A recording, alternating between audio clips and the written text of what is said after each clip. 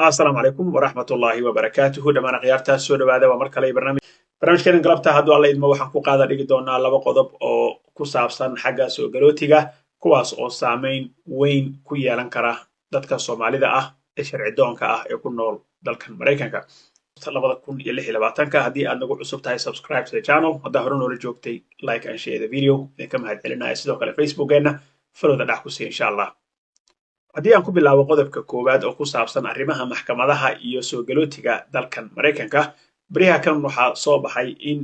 maamulka madaxweyne Trump ay bilaabeen in ay dhageysiga kaysaska immigrationka iyo soo galootiga iyo dambi kaboodkaba quseeya ay u sameeyaan jamac waxaa lagu eedeynayaa in ay soo bilaabeen barnaamij ah in 100 case 200 oo case 300 oo case ku dhawaad maalinkii ay hor keenaan maxaakimyada qaabilsan xagga soo galootiga ee immigration judgeska xaakimyadan ayaa waxaa la sheegay in dadka intay leen dheer ay geliyaan dhibna ay ku noqon karto dadka gadaal jooga oo leenka ku jira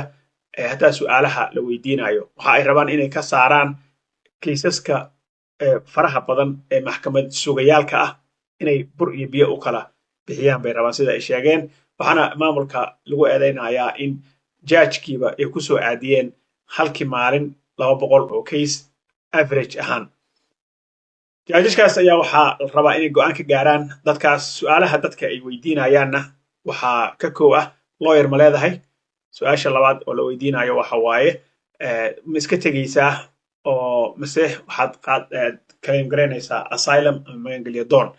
su'aalahaas ay dadka weydiinayaan judgeka inkasta oo ay sida la sheegay room ama qol buuxa oo dad shacaba oo sharci sugayaal ah oo maxkamad sugayaal ahaa ay su'aashaas ku dhex weydiinayaan dadka markiisna ay dhib ku tahay inay maqlaan su'aalaha hataa judgeka ama xaakimka uu weydiinayo arrimahan ayaa marka waxa ay rabaan in ay ku dhamaystiraan oo ku boobsiiyaan kaysaska faraha badan ee maxkamad sugayaalka ahaa in buri biyo loo kala saaro laakiin dhibaatadeeda ayay leedahay dadka badankiis waxa ay sida la sheegay ay claim garaynayaan asylum laakiin waxaa dhacday in maadaama kaysaska ay fara badan yihiin oo warqadahana lasoo wada diray ama ha lagu soo waco oo lawyerkaaga loo soo sheego ama text message ba kuu soo diraan ama accountkaaga ba ka aragtid in waxaa jiro dad fara badan ay maxkamaddii ay gafeen arrinkan awgiis marka maxkamadda haddaa gafto automatically sida automatic ah ayaa waxaa lagugu xukumayaa removal order dalka in lagaa saaro ayaa lagu qorayaa warqad ka saarid dalka ah oo ah inaad maxkamadda aagoysay tusaale ahaan nin bay soo qaateen naag lawyerada ka hadlaysay waxa ay sheegtay ninkaas in uu 5 jeer inuu maxkamadda uu gooyey ay u qoran tahay oo ay u qoran tahay markii lixaad uu helay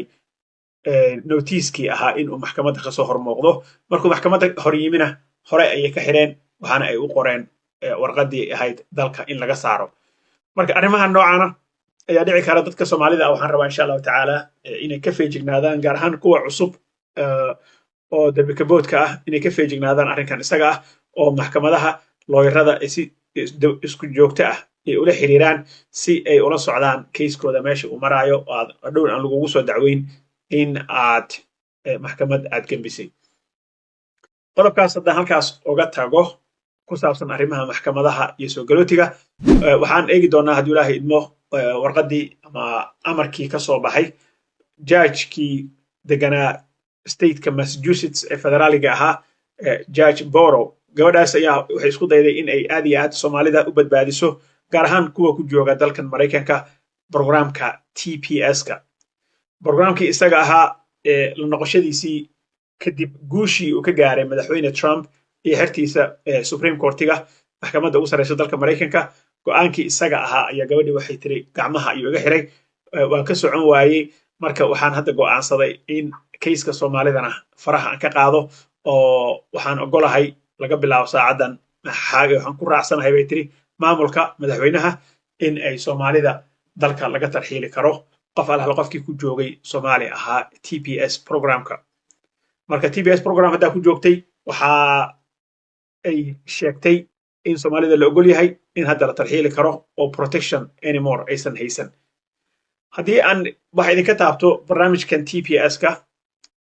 waa barnaamij kumeel gaar ah dalkaaga intuu ka hagaagayo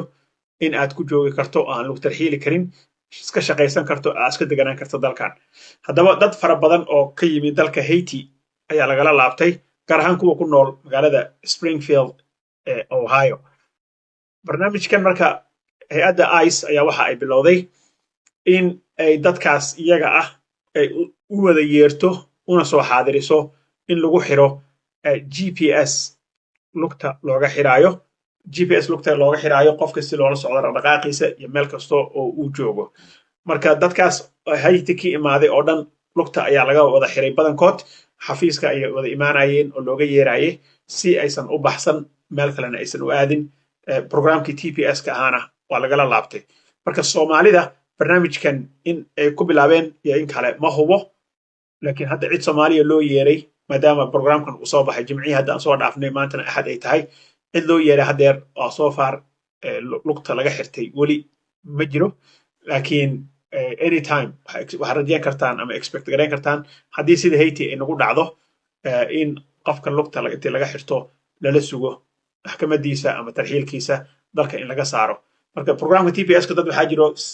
Soomaaliya waxaa la siiyey 1991 ilaa 1991 dad ku joogaaba jiraba 35 sano ku dhawaad oo aan wax kalaba aan dalbanin maadaama sharciga weynaa loo diiday dalkoodina nabad uusan ahayn oo amni uusan ka jirin marka arrinka isaga ah jaajkii way ka hor leexatay sharcigaas kor iga yimi iyo cadaadis maamulka oga yimi iyo xiriirlaha guud ayaa waxa uu keenay bay tiri in aan faraha kala baxo Soomaalida keyskeedana aan iska daayo keyskaasna marka wuxuu wadada u xaarayaa baa la yiri in Soomaalida la tarxiili karo TPS ka ku joogto wixii ka soo haray ama wixii jooga dalka ku sugan marka waxa lugta laga xiray wali ma maqal waxa hadda la tarxiilina wali ma maqal laakiin arrinkaas isagana waxaan rabay inaan idinka dabageeyo waa war cusub oo soo kordhay jimcihii hadda la soo dhaafay intaas ayaan kusoo koobaynaa barnaamijkeenii soo galootiga iyo jinsiyadaha dalkan Mareykanka haddii aad nagu cusub tahay don't forget to subscribe hadduu video kusoo gaaro sii share gara insha Allah wasalaamu calaykum waraxmatullaahi wabarakaatuh